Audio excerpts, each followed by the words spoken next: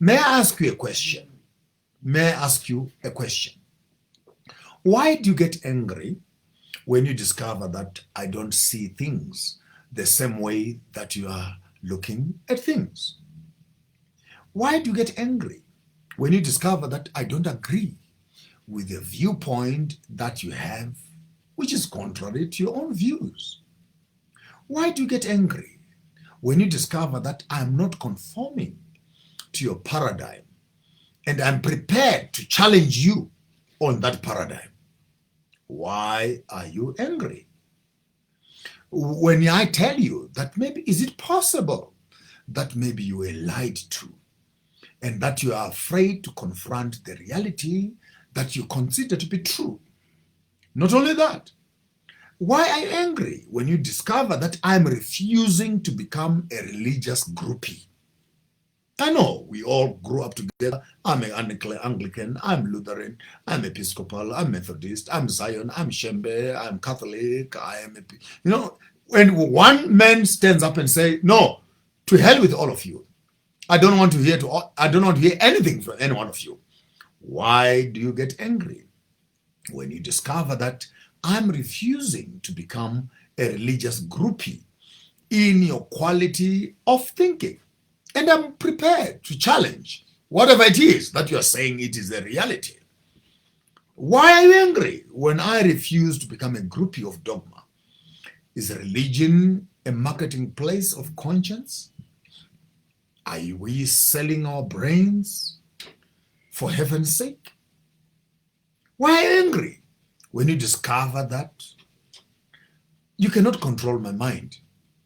Many people, because of religious inclinations, we control each other's minds. My brother, you're out of line. My brother, you're out of line. What you're saying is no longer in alliance with the gospel. What are you saying? And then we share all these comments around which manage each other.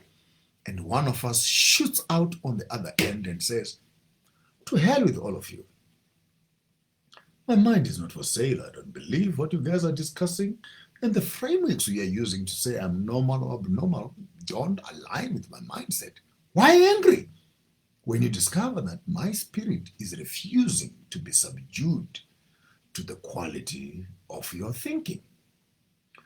Where does your anger and desire for power sit in your spirit so that you actually feel agitated when another person thinks contrary to what you are thinking?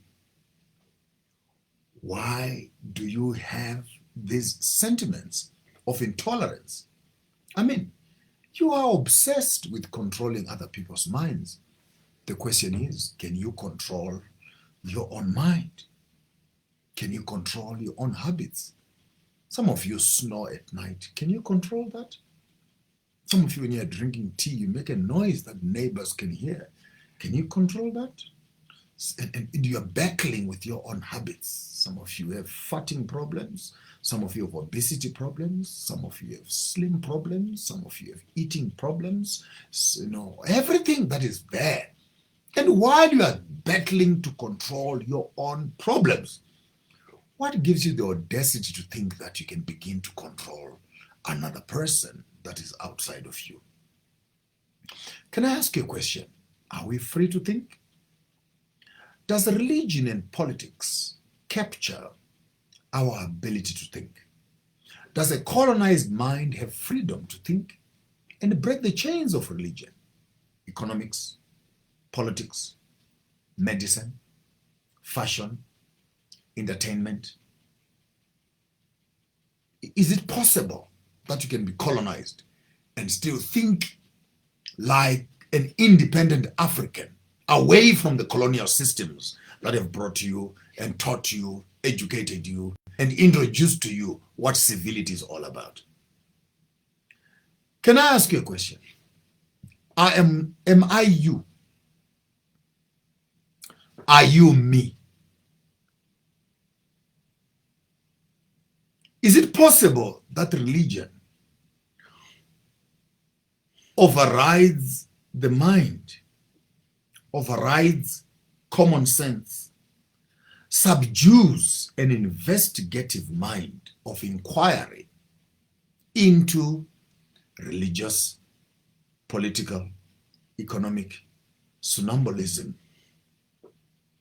What drives your anger? Why are you angry? Especially you, religious people and Christian people. Why are you angry that Maponga J thinks differently from you? Why is it easy for you to talk about religion to me than talking about business?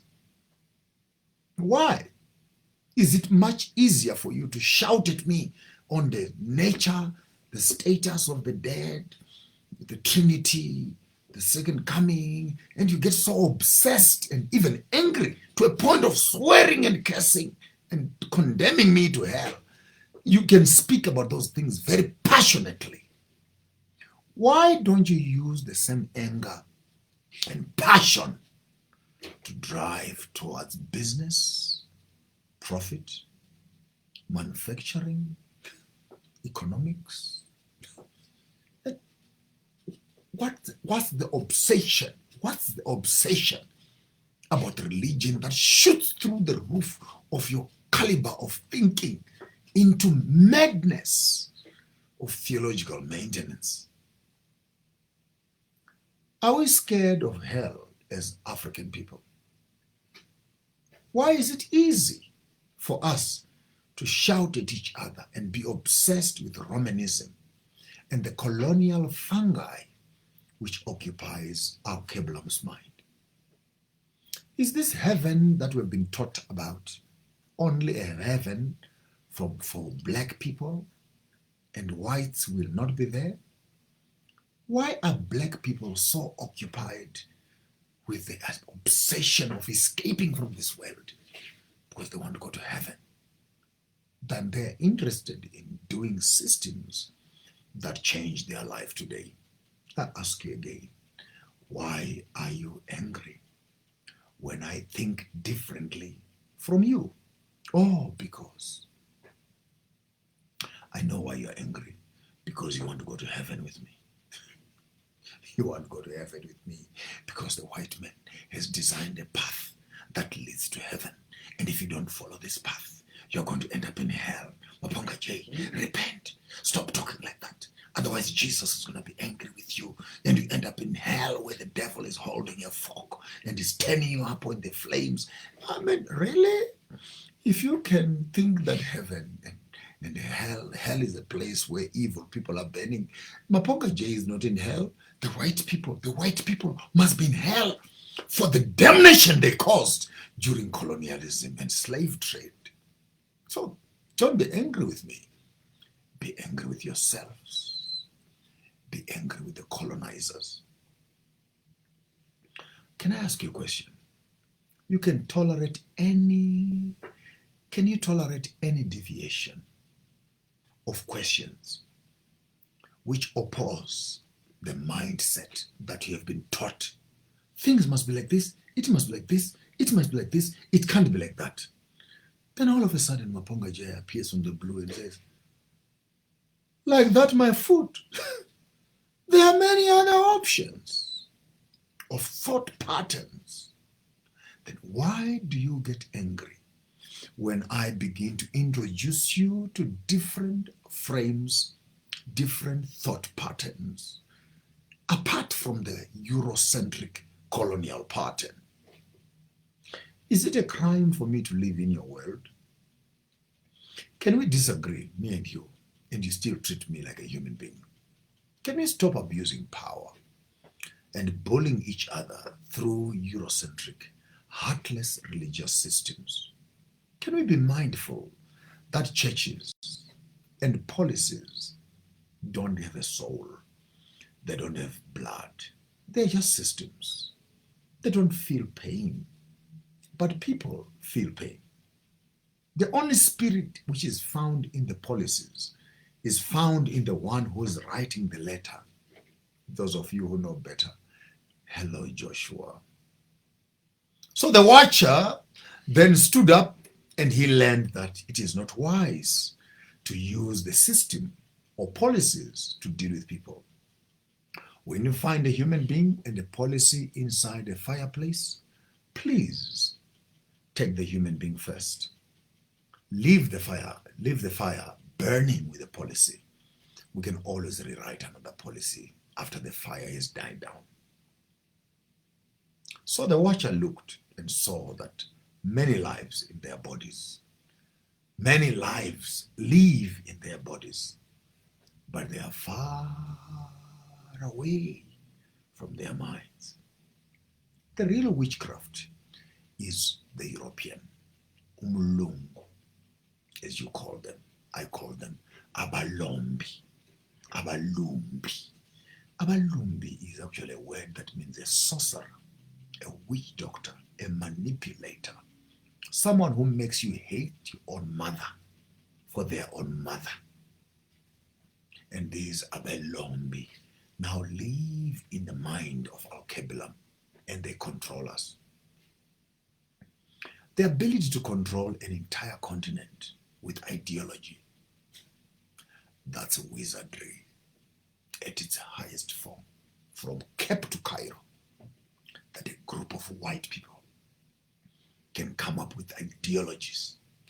This is God, this is economics, this is politics, this is fashion, this is medicine, this is this, and this is this, and this is this. And they set up industries in the backdrop, and they set up businesses in the backdrop, and they disappear their own countries, set up stock exchanges, link up all the small businesses to the stock exchange on the top side, and they go and sit in their beachfronts and they watch the African children managing each other, fighting with each other to fit into the system and manage the euro. That's wizardry. That's Ukulomba at the best. And I can't understand.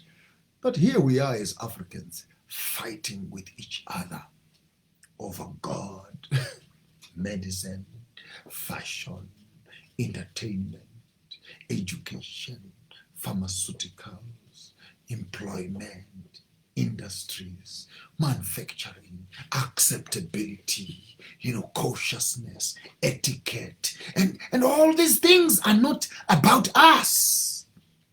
They're about how will the white man respond if he finds a group of educated people sitting in a room eating food with their bare hands.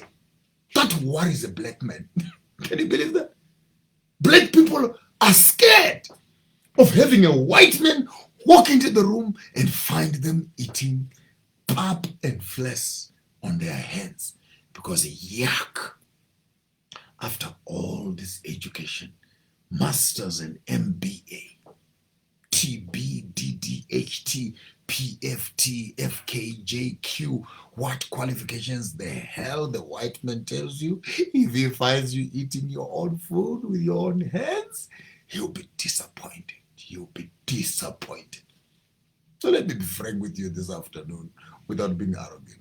Actually, the black man, the educated black man, is afraid of disappointing the white man who lives in his mind. This Eurocentric guy sits right here. And everything that the black man is doing must be controlled by the white man who is sitting at the beachfront in Essex. He took some money from Africa. He bought a lodge in Dubai, sitting at the beachfront, the grandchildren, and they are managing the African mindset. Can I share some notes with you guys? The hyena does not love the sheep. It is a diet to him. It is a meal to him. No one ever keeps a chicken as a pet and does not end up eating that chicken. It is written, do not be happy with the owner of the restaurant when he asks you, do you want more dessert? Do you want more food? More drinks and etc. He's not interested in your health.